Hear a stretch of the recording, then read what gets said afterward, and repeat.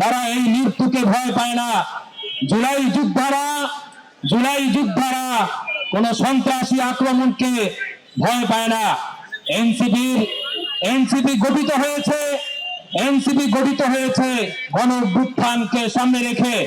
আপনারা জানেন জাতীয় নাগরিক পার্টি এই জুলাইয়ের শোকের মাসে, এই বিপ্লবের মাসে সারা দেশে জুলাই পদযাত্রার আয়োজন করেছে।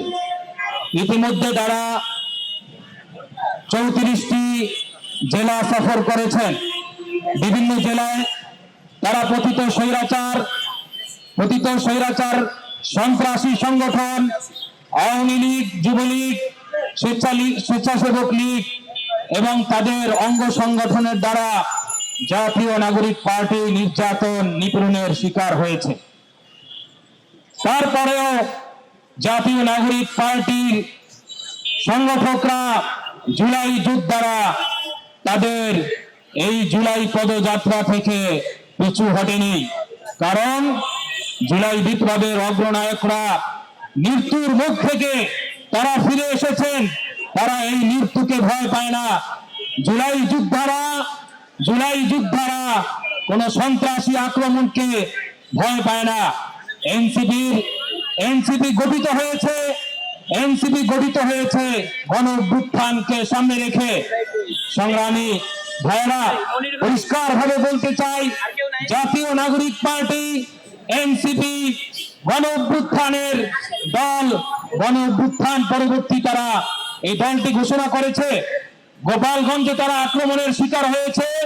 গোপালগঞ্জ থেকে আক্রমণের পরে জাতীয় নাগরিক পার্টির নতুন রাজনীতির সূচনা হয়েছে। সংগ্রামী যোদ্ধারা, পরিষ্কার ভাবে বলতে চাই, এনসিপির উপরে যত আক্রমণ হবে, এনসিপির নেতাকর্মীরা যত আক্রমণের শিকার হবে, তত তারা শক্তিশালী হয়ে মাঠে ময়দানে ফিরে আসবে। সংগ্রামী ভাইরা, আরেকটি কথা বলে আমরা শেষ করতে চাই আমার বক্তব্য।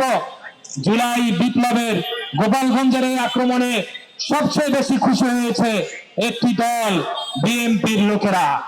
তারা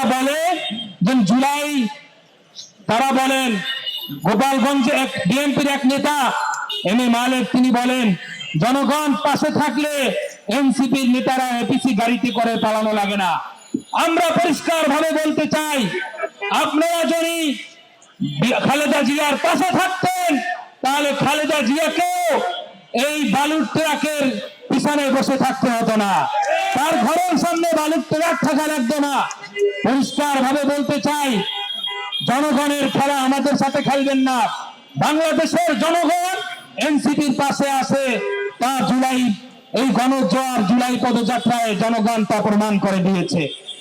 আমি আরেকটি কথা বলতে চাই, বাংলাদেশে আলেম ওলামাদেরকে নিয়ে নতুন জঙ্গি খেলা শুরু করেছে। আলেম ওলামারা এই জুলাই বিপ্লবে সর্বোচ্চ ভূমিকা রেখেছে। আলেমদের ভিতরে থেকে 100 জন মাদ্রাসার ছাত্র আলেম ওলামারা শহীদ হয়েছে।